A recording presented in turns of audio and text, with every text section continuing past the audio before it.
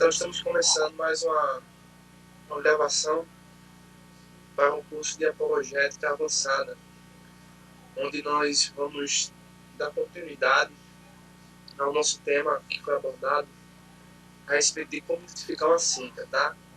E pretendemos chegar até o capítulo de número 2, que vai trabalhar a canonicidade, a Bíblia em si, né? Alguns motivos pelo qual a Bíblia foi escolhida como um conjunto de 66 livros e a sua inspiração, né? Vamos ver sobre a autenticidade da Bíblia e alguns achados de Corão, né? Coisas importantes com que nos ajuda a entender o cânon de uma forma geral, tá? Então, antes de chegar nesse ponto, vamos concluir o que é seita, tá? Como identificar uma seita. Já vimos anteriormente que existem alguns elementos que permitem definir e concluir o que é uma seita, tá certo? Então hoje a gente vai continuar conversando um pouco mais sobre isso. Então, eu separei aqui algum raciocínio para que vocês entendam, tá bom? Então, geralmente as seitas, que é bem diferente do que é falsa religião, são coisas cuja terminologia denotam algo diferente, tá? A gente aprendeu isso semana passada, no caso, a aula passada, né? Então nós estamos na aula número 13, tá certo? Então, geralmente as seitas têm uma definição ou um conceito errado sobre a segunda pessoa da Trindade. Então, qualquer seita geralmente erra bastante nesse assunto, né, a respeito das duas naturezas do Filho, né? E isso, de fato, afeta todos os demais pontos do cristianismo, ou seja, o ponto mais fundamental quando a gente trabalha a apologética é saber, de fato, e considerar que a doutrina da Trindade. Sem isso, qualquer grupo religioso é uma seita ou, no último aspecto, uma falsa religião. Por quê? Porque se o conceito ou a definição em relação ao desdobramento da revelação na história ou no sentido escriturístico considera o Filho de Deus apenas uma criatura, como está dizendo Jeová e outras organizações religiosas, esse conceito afeta todos os outros pontos do cristianismo, entendeu? Ou seja, por exemplo, se você considera o Filho de Deus menos entende de uma outra forma, você vai negar o inferno, você vai negar a imortalidade da alma. Então, esses são pontos que dependem das duas naturezas do Filho de Deus, né? Então é isso que nós estamos tentando exemplificar para vocês.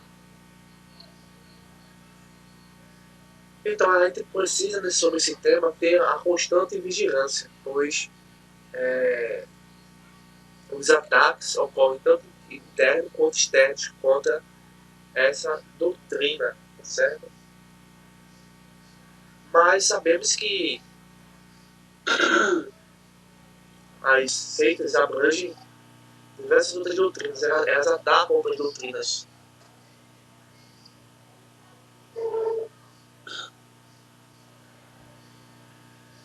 Então, mas na verdade nenhuma doutrina tornou-se tão controvertida e alvo de tantos ataques quanto a doutrina cristológica, né? A cristologia. Então, geralmente as pessoas erram bastante porque não tem uma base cristológica avançada, uma base cristológica fortalecida. Alguns ramos do cristianismo, as seitas no caso, tá,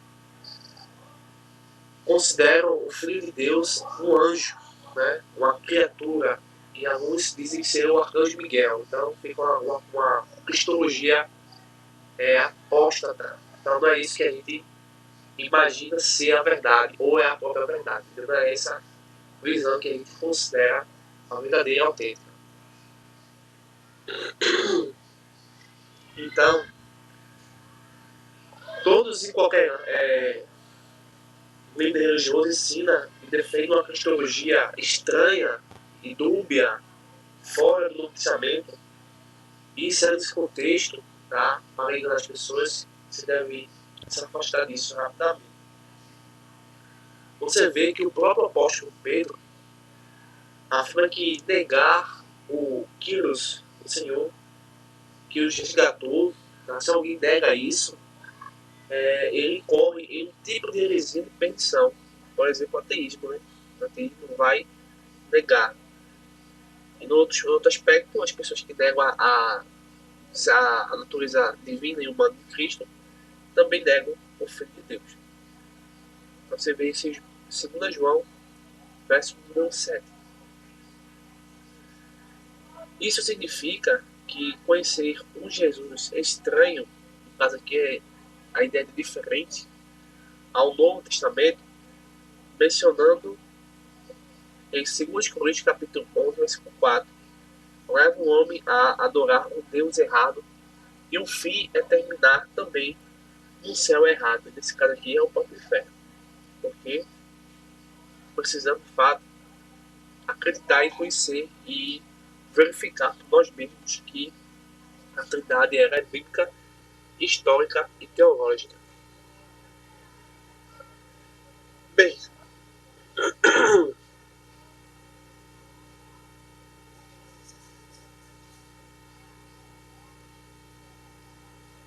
quando perguntaram a Jesus qual o primeiro de todos os mandamentos, ele respondeu, utilizando o Shema de Deuteronômio, né? Assim, Shema Israel, né? O Senhor, nosso Deus, é o único Senhor.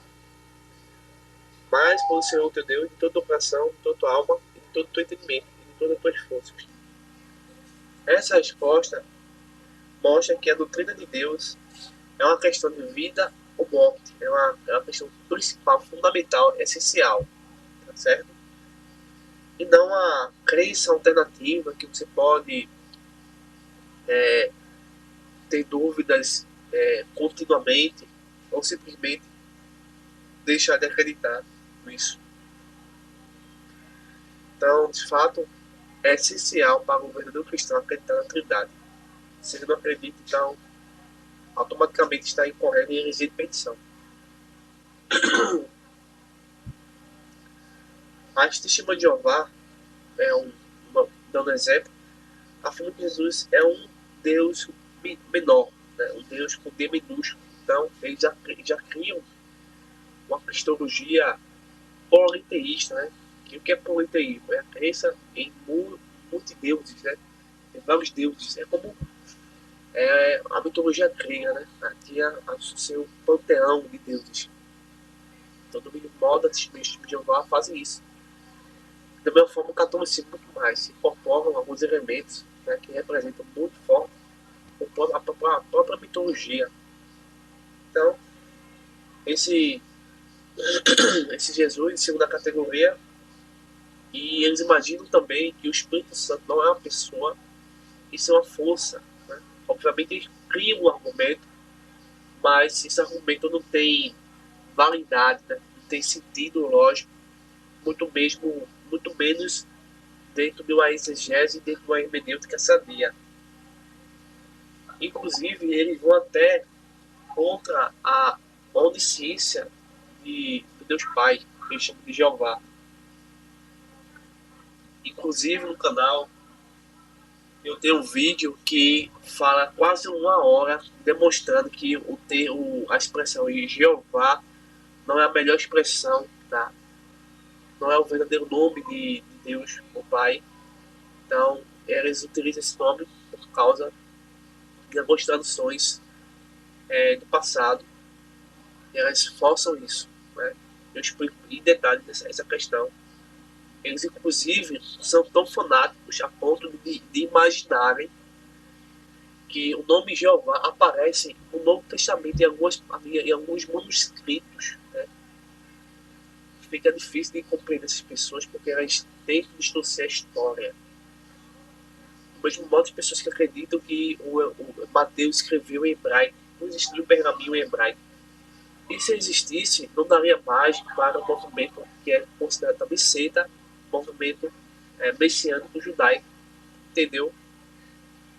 Então é necessário acreditar na Trindade. Inclusive também tem alguns vídeos falando sobre Trindade no canal. Então, só você utilizar o nosso canal da Refúgio Teológico como um sistema, uma plataforma de pesquisas. E constantemente a gente está sempre pondo conteúdos, tá, importantes para e que complementam nosso argumento aqui.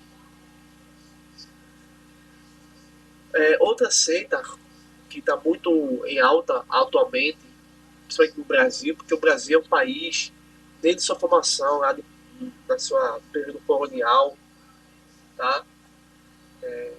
Depois da independência, você vê que o Brasil ele sofreu certas mutações que ocasionaram misticismo religioso, secretismo, ecumenismo, e daí as tradições religiosas se modificaram, se uniram, se dividiram, criaram outras situações, e até que a nova era surge para pregar o panteísmo, né? Que afirma que o que é o panteísmo? O panteísmo é um conjunto de palavras. Pan é terra, mundo, cosmo, universo, e teísmo refere-se a uma cosmovisão que indica a existência de alguma divindade, no caso aqui seria Deus, né? Então Deus está em todo lugar, desde uma planta ao ar, a um gás, né? Então isso é Deus para eles. Então, nessa nova era no qual fascina muitas pessoas, o ser humano ele se torna um ser de alta posição, se torna um ser divino, né? Então, novamente, a ideia de que há no ser humano a ideia de Deus, né? Então isso é oposto às escrituras e toda a teologia sadia, tá certo?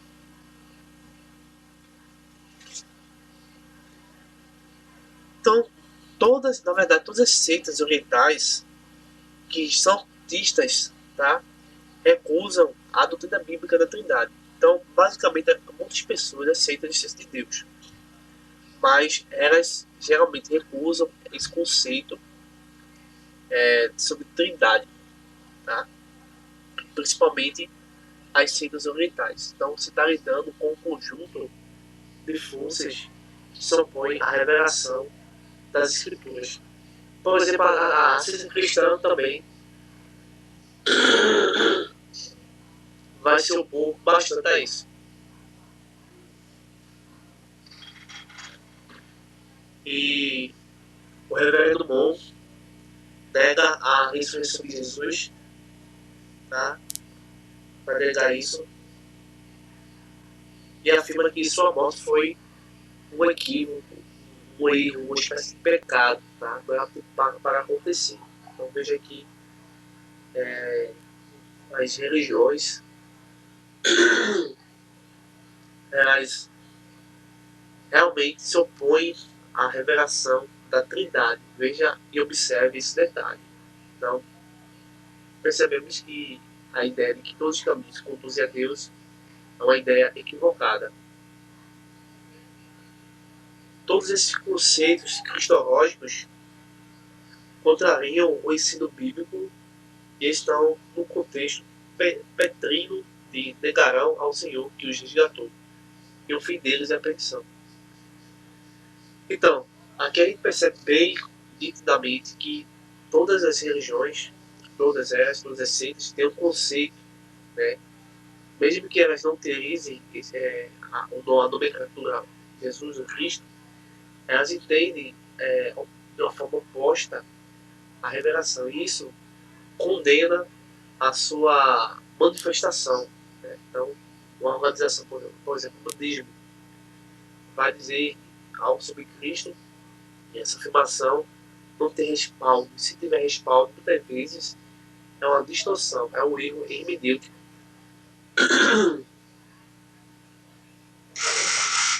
Então é preciso ter muito cuidado com esses detalhes. Então é uma questão de detalhes.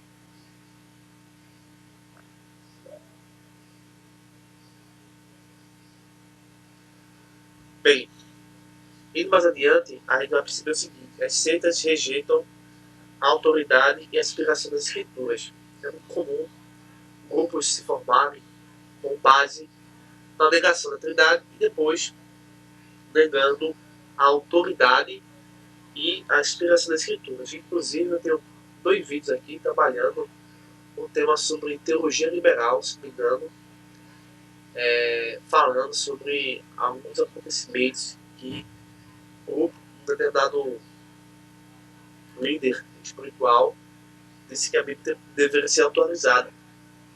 Então, nesse vídeo eu refuto a argumentação dele. Então você pesquisar no canal e vai encontrar esses detalhes. Então esses grupos, a gente precisa ter muito cuidado com isso, que são pessoas que são movidas por espíritos enganadores. Eles não reconhecem a autoridade dos manuscritos gregos. Geralmente os Testemunhos de Jeová, os Mormons, o Espiritismo são organizações mais conhecidas aqui no Brasil, que estão nem aí para as evidências, né, textuais e antigas, né, que antecedem, inclusive, a esses movimentos. Do contrário, não iam usar nomes equivocados. Por exemplo, Jeová. Eles usam Jeová 237 vezes no Novo Testamento, na tradução do Novo Mundo. Por exemplo, em caso de essa tradução do Novo Mundo, que é esse tipo de Jeová, eles utilizam cerca de 237 vezes no Novo Testamento, ou não aparece nenhuma vez. Então, isso é isenção de ideias, de crenças dentro do texto. Isso aí não é interpretação textual. Mesmo reconhecendo que o tetragrama não aparece uma vez sequer em nenhum manuscrito ou papiro grego. Então, ao mesmo tempo que o nome Jeová não se encontra no original, no grego, porque é um nome mais latino, que se portuguesou, ainda também não tem-se as 4 letras sagradas que foram reveladas no Antigo Testamento, no Novo Testamento. Não tem esse tetragrama. Eles ficam inventando, imaginando coisas. Então, o canal tem, eu acho que 1 hora de estudo sobre só esse nome, Jeová. Eu, como gravar esse vídeo, eu vou pôr a indicação aqui em cima para você observar. Então vai aparecer aqui, no chão de card, né? Card. A dica de qual vídeo assistir. Quando eu gravar, a gente vem no ar, vai aparecer em cima um vídeo sugerido. Se inscreva nesse vídeo, porque vai trabalhar mais profundamente sobre essa questão de uma forma fenomenal.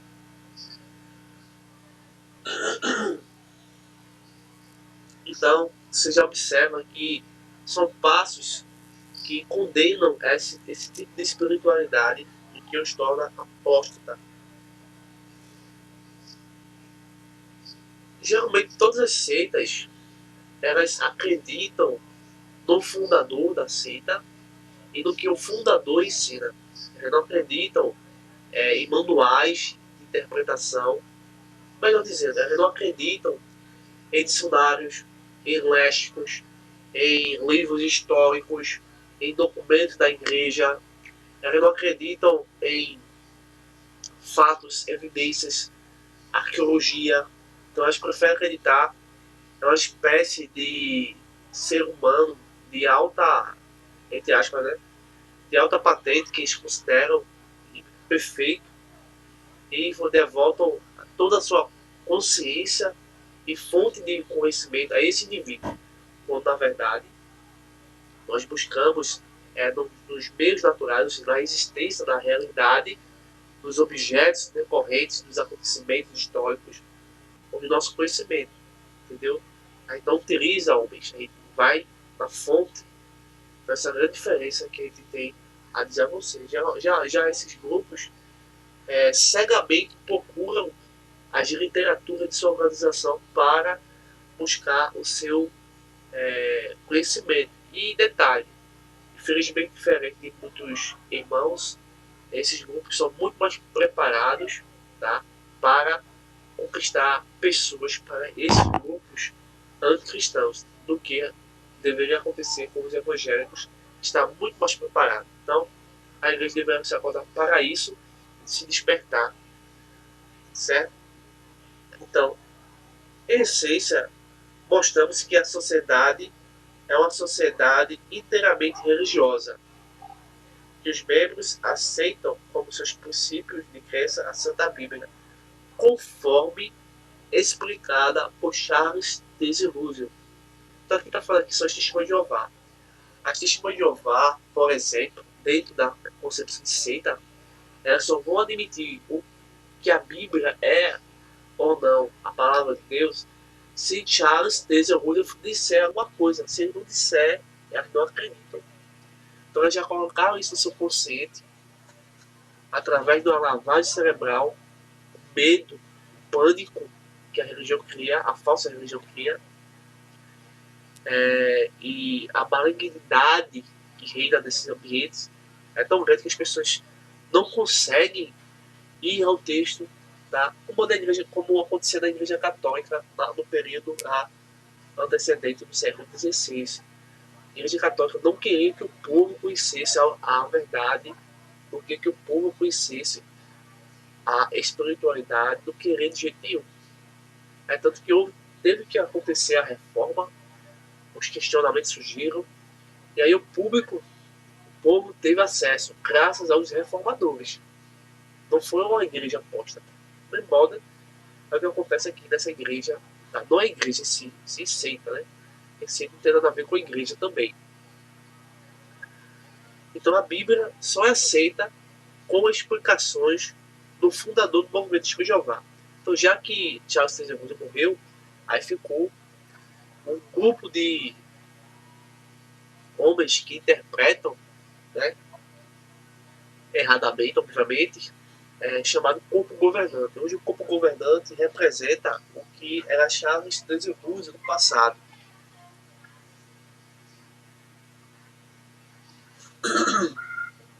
Então, as testemunhas de Jeová, elas são bastante organizadas. Não é fácil de conversar com essas pessoas, porque elas são pessoas que revelam ódio contra a Trindade, revelam grandes preconceitos contra a lógica, né? Elas são bastante difíceis, então é preciso ter muito cautela, muito cuidado, para não perder o raciocínio e não acabar no jogo dessa organização. Então é um processo que você tem que realmente ter em mente. E esse corpo governante controla o que eles pensam e deixam de pensar. Então, se você está numa igreja, numa religião, que o fundador ou o líder controla, dita como deve ser pensado, então você está dentro de uma seita. Tá? Talvez se formando em seitas, se transformando em seita, ou na própria seita, como por exemplo a Igreja Adventista do Sétimo Dia, que muitas pessoas consideram como evangélica, mas no fundo não é, e nunca foram. Certo? No mormonismo, né, nós temos essas publicações, essas literaturas, esses livros que substituem as escrituras, por exemplo, o livro de Mormon. Né? Temos a Pérola de Grande Valor, Doutrina e Convênios. São obras que eles consideram extremamente importantes, inclusive substituem até as escrituras por essa nova revelação. Em especial o livro de Mormon. Tá? Mormon, ele, se não me falha a memória, ele foi um homem que depois vai se tornar profeta e por muito acaba se tornando uma espécie de semideus, de anjo, né? Então fica meio esquisito essa crença. Então essa crença também é uma crença politeísta. Eles não são nem trinitarianos e nem monoteístas, são politeístas, eles acreditam que o ser humano pode se tornar Deus. Então não podemos recebê-lo de acordo com que ensina o apóstolo Paulo. Não devemos receber outro evangelho, além do que está no Novo Testamento, ainda que seja pregado por um anjo, conforme Gálatas capítulo 1, verso 8 ou 9. Ou seja, aqui existe uma situação tão extrema que, por exemplo, imagine que você está em um dia ou em uma noite, em sua casa ou em algum ambiente, e aparece um anjo, um ser encantado, uma coisa sobrenatural. E esse ser, né, ou OVNI, como o pessoal imagina aí, chega para você e lhe dá um outro evangelho. Não é porque ele tem asas e voa, ou pode fazer algum sinal que é representante da verdade ou da divindade. Então é muito interessante observar que, ainda que acontecesse isso, a gente deveria negar, evitar, acreditar no que esse anjo está dizendo. Então, isso aconteceu dentro da igreja dos Mormons, tá? O mormonismo surge através de um anjo, de manifestações angelicais, supostamente, tá? Obviamente não é os anjos do Senhor, são anjos decaídos que aparecem a Joseph Smith, e ele daí começa a sua história e desenvolve a igreja dos Mormons. A igreja de Jesus Cristo Santo dos últimos dias, tá certo?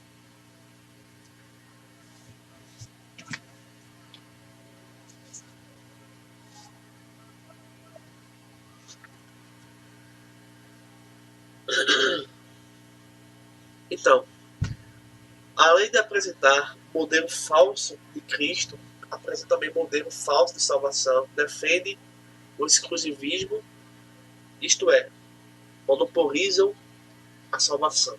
Ou seja, eles, assim como a Igreja Católica no passado salvava e punia determinadas pessoas através da oferta. Se você não ofertasse, não doasse dinheiro, aquela alma ia para o purgatório e ficava até você ofertar. Depois lhe dava uma carta, tá, comprovando que ela foi salva, se você desse o dinheiro. Hoje em dia é a mesma coisa. Em algumas, ou na maioria das religiões, fazem isso de uma forma diferente. Ou seja, você tem que fazer algo, pagar uma coisa para ser salvo.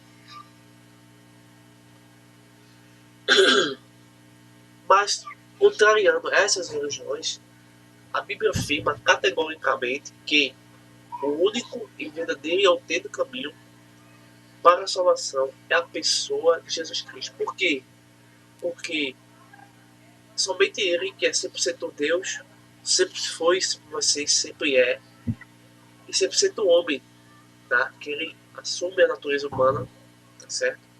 E continua homem para todo sempre. E se Ele não fosse isso, Ele também não poderia salvar ninguém. Veja depois João capítulo 14, verso número 6. Os mormons afirmam que todas as igrejas da terra, todas apostataram, e Jesus escolheu Joseph Smith para começar tudo de novo. Por isso creem que somente eles estão com a verdade. Só que a verdade disso é a mentira, eles estão mentindo. A verdade é essa. Por sua vez, os adventistas, que são muito mais parecidos com os evangélicos, camuflados, são também seita. Os adventistas chamam a si mesmos de igreja dos remanescentes e as demais igrejas como apóstatas e corrompidas com a besta. E assim as igrejas, no caso aqui as seitas, elas vão procurar justificar aos seus seguidores que eles estão no caminho certo, só que na verdade não estão. Então a gente precisa realmente estudar de fato profundamente a verdade para não cair nessas armadilhas que constantemente são criadas no decorrer do tempo, com grandes inovações, grandes modismos. Eu quero também trabalhar com você na questão da hermenêutica, né, que é uma ciência da interpretação. Inclusive, temos aqui um curso de interpretação bíblica que eu trabalho um pouco sobre hermenêutica. Na verdade, tem alguns vídeos sobre isso. Então, recomendo também que vocês venham assistir a esse vídeo sobre hermenêutica para uma compreensão muito maior, para te refinar, tá certo? E deixa eu dar uma pausa aqui, convidar você que conseguiu nos ouvir há cerca de 30 minutos agora, para convidar você a que não é inscrito, se inscrever e a compartilhar esse vídeo, deixando seu like, tá? Peço desculpas pelo ruído que de vez em quando acontece, mas isso faz parte do aprendizado e do aperfeiçoamento para uma transmissão melhor. E o áudio, espero que esteja sendo transmitido e a comunicação esteja sendo precisa para você, para que você venha ter uma conclusão decente e venha a ter premissas coerentes e assim poder chegar no ponto em comum, tá? E concluir esse curso tão importante e fundamental que é a apologética cristã. Então vá compartilhando para a sua igreja, para o seu grupo do WhatsApp, para que mais pessoas venham conhecer nosso projeto, tá bom? Mas voltando aqui, eu quero falar um pouco ainda sobre hermenêutica. Então, todas as heresias e aberrações doutrinárias são provenientes de má interpretação ou de textos equivocados, textos obscuros da Bíblia. Eles modificam os significados para se tornarem diferentes, modificarem a estrutura da base da fé bíblica. O sentido correto de um texto só é possível mediante a aplicação correta da exegese e da hermenêutica. Então, qualquer texto só tem um sentido verdadeiro, um sentido real, digno, que todos possam compreender se eu aplico adequadamente, corretamente, a exegese e a hermenêutica. Ou seja, eu vou ao texto, procuro entender o texto, o seu ambiente cultural, temporal e espacial, para depois eu fazer uma aplicação do meu tempo. Eu não vou ao texto colocar o que eu imagino no texto. Então isso é equivocado, tá certo? Para a interpretação é necessário considerar o sentido contextual, analógico e histórico. Isso aqui são um resumo básico da hermenêutica. Por quê? O princípio básico da hermenêutica vai te dizer o seguinte, que a Bíblia interpreta a Bíblia, mas que existe em um texto, por exemplo, você está pelo texto de João, capítulo 1 João, capítulo 1, tá? Aí você tem o texto posterior e o texto anterior, tá certo? Que são os evangelhos. E tem toda a Bíblia, que é a que antecede João. Então, baseado em toda a revelação, tá? Imagina um funil. Funil com a base baixa, representando o versículo que você vai estudar. Você começa lá em cima. Os livros do Antigo Testamento, vai para os evangelhos, chega no evangelho de João, aí vai chegando no texto que você escolheu. Então existe toda uma bagagem para se concluir aquele texto. Sem isso, você tem um texto fora de sentido. Entendeu? E isso que acontece hoje em dia. O vocábulo exegese vem do grego exegesis, duas palavras ek e egeomai, que juntas significam extraio, tiro e saco, e sacar, conduzir para fora. A exegese é a ciência da interpretação e a extração do autêntico sentido da palavra. É a análise do que a palavra diz e não do que eu quero que ela diga. As doutrinas bíblicas são de dentro para fora. Isso se chama exegese. Ponto. Então, dentro da linguística e de certa ideia filosófica, as palavras, elas entendidas etimologicamente, culturalmente, tá? Dentro do seu devido contexto, espaço temporal, elas representam o universo do qual estavam, o cosmos, a realidade.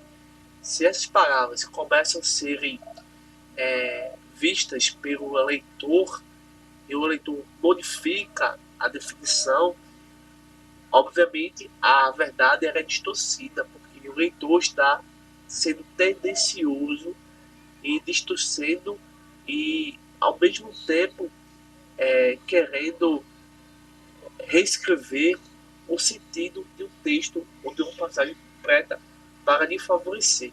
Então, muito cuidado desse detalhe. Então, é justamente isso. Quem pratica esse equívoco é chamado de exegese.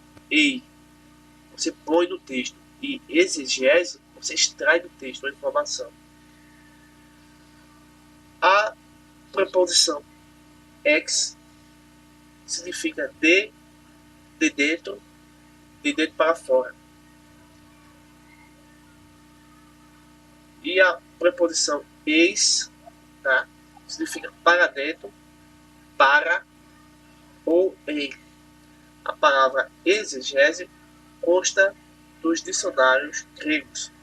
O dicionário Gross da língua portuguesa parece ser o primeiro dicionário da nossa língua a registrar a referida palavra. Uma boa exegese deve seguir as regras de interpretação. Essas regras valem não somente para as escrituras sagradas, mas também para qualquer literatura. A exegese, ou seja, você colocar no texto que você quer, é justamente esse método de interpretação das seitas. Então, as seitas utilizam um método de interpretação chamado exegese. Elas colocam no texto, elas inserem no texto. Inclusive, a Testemunha de Jeová tem uma nova tradução, tá? Elas põem literalmente textos que não existem. Outros grupos colocam mais livros, tá? Isso se chama exegese. Os mormons usam a palavra Deus, Filho de Deus, salvação e outros com significados diferentes daqueles que a Bíblia lhe atribui. Para os muçulmanos, o pecado é simplesmente violação das leis islâmicas. Oração é a regra de orar 5 vezes ao dia. A Testemunha de Jeová age como um advogado que está defendendo seu cliente. Busca no dicionário o sentido que a palavra permite para consubstanciar sua defesa no processo que está conduzindo. Por exemplo, buscam no dicionário grego a palavra psique ou o seu equivalente no hebraico nefesh, alma, no dicionário hebraico. De todos os possíveis significados, eles selecionam apenas o sentido que lhe interessa, sem avaliar o contexto. Veja o comentário de Ezequiel, capítulo 18, versículo 4, tá certo? Não só Ezequiel, capítulo 18, versículo 4, como no Antigo Testamento, a palavra nefesh, tá, em hebraico, e se você pegar a Septuaginta, que vai aparecer em psique, o contexto vai definir qual é o sentido dessas palavras. Essas palavras em si, tá, elas têm alguns significados normais, tá, dentro do espaço, dentro da estrutura dos restos que apresentam, elas têm outro significado, mas esses outros significados eles só vão ser verdadeiros se o contexto permitir. Se o contexto permitir vida, vai ser vida. Se o contexto permitir alma, vai ser alma. Mas se o contexto não permitir vida, permitir alma, eu escolhi vida, eu estou praticando a exegese. Não pode ao contrário. Se o contexto permitir alma e botar vida, eu estou praticando a exegese. Então eu tenho que ir pelo contexto. O contexto vai conduzir o significado preciso do termo. Então não é possível, infelizmente, mesmo estudando o que as seitas ensinam hoje em dia, não é possível prever com exatidão, tá, até onde essas interpretações falíveis, equivocadas, distorcidas, que a gente aprendeu que é a exegese, E-I-S-E-G-E-S-E, exegese, tá?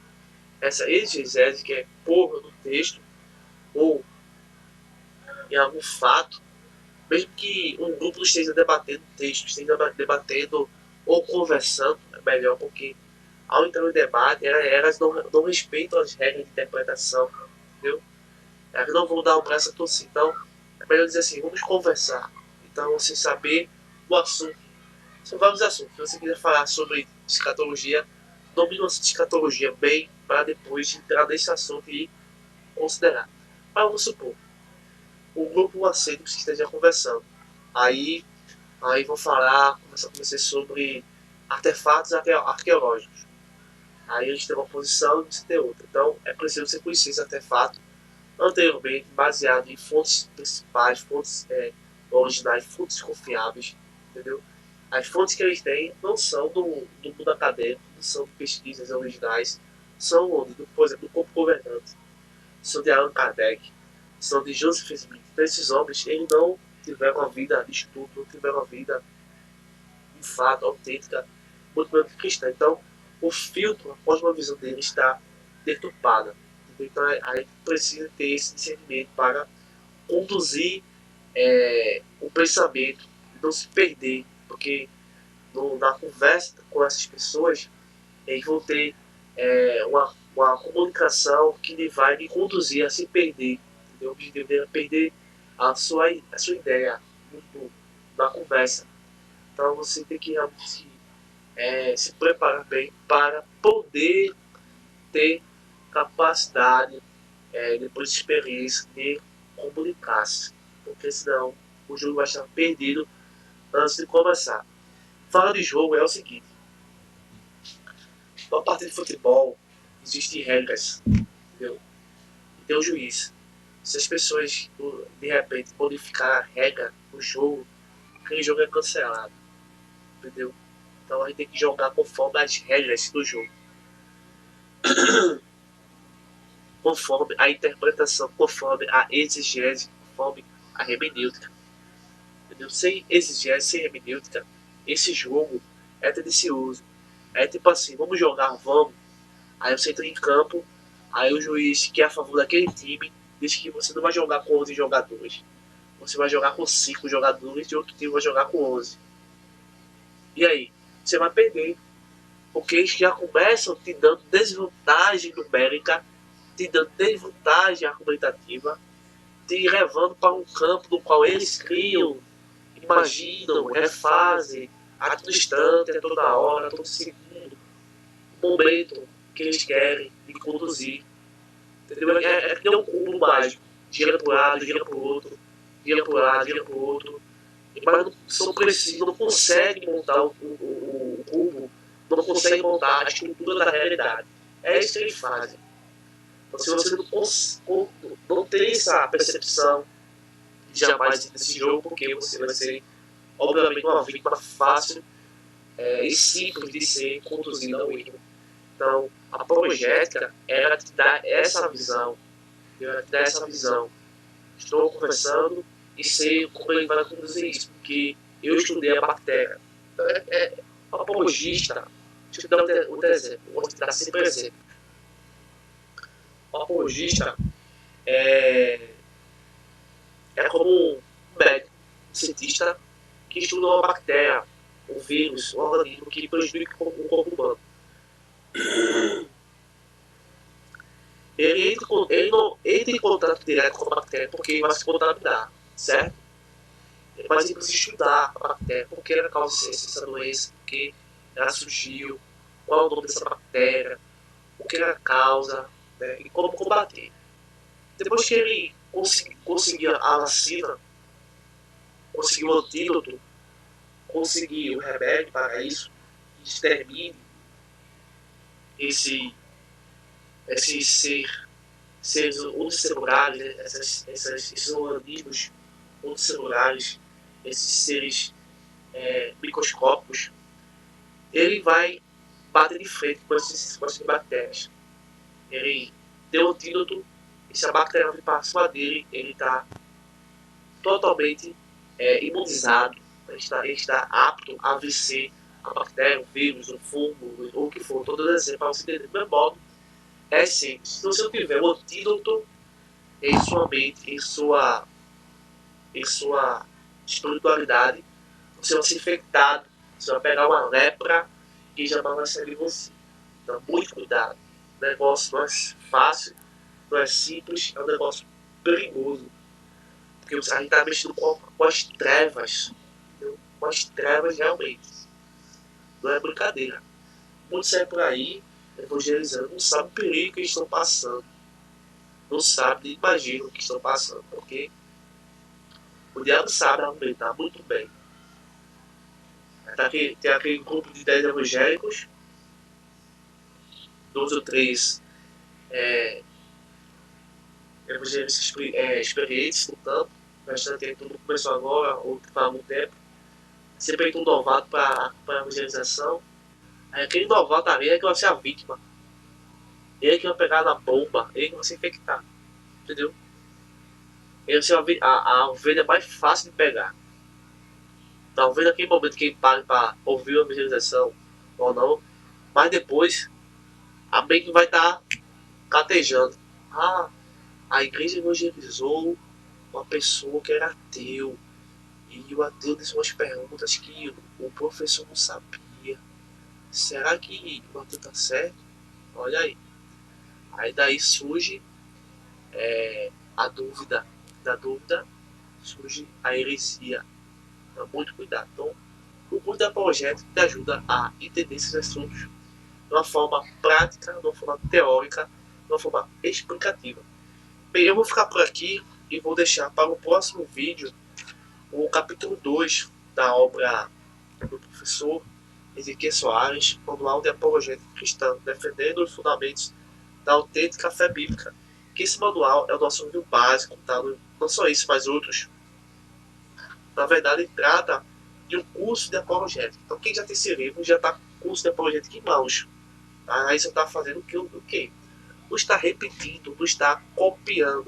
Nós estamos aqui te explicando, acrescentando muito mais informações à sua bagagem, estrutura cultural, psicológica, emocional, espiritual, para que esse curso que nós estamos ministrando, baseado em fontes bibliográficas, tenha sentido onde você está. Porque eu posso estar falando para você, eu preciso ser não só de Pernambuco, mas de outros estados, ou até mesmo fora do Brasil, e para que você venha de fato entender a apologética, porque não é uma coisa muito fácil, tá? É fácil, mas entender a apologética exige de cada um de nós exercício, tá certo? Então, eu vou ficar por aqui para que o vídeo ele tenha mais sentido, tá certo? Mais relevância com o que eu estou tentando desenvolver aqui no canal Refúgio Teológico, e é um curso ministrado pelo Instituto de Ensino Teológico Logos. Então, venha fazer um curso com a gente, tá? Seja bem-vindo, nos procure, está aí passando no visor, nosso telefone 8870-9867. Então, você é nosso convidado a se inscrever. E a gente vai trabalhar também no próximo estudo, a questão do cano. Eu vou trabalhar também com vocês a informação do que a Bíblia, do Instituto de Cristã de Pesquisa, traz, tá? O Instituto de Cristã de Pesquisa fez uma tradução bíblica, uma Bíblia de estudo, na verdade, é essencial para quem trabalha com apologética. E existe um quadro, uma informação muito boa na Bíblia de estudo deles sobre o cano e sua inspiração. A gente vai falar aqui para vocês o que está escrito e te dar mais informações e te explicar sobre isso. Vai ser imperdível, tá? O tema é sobre as escrituras, tá? Então a gente vai precisar voltar um pouco na reforma para entender, tá? Bem, porque sola fide, sola escritura, sola gratia, tá? Assim por diante. Então é preciso aí, tá? No próximo vídeo a gente vai trabalhar esse assunto, somente as escrituras, tá?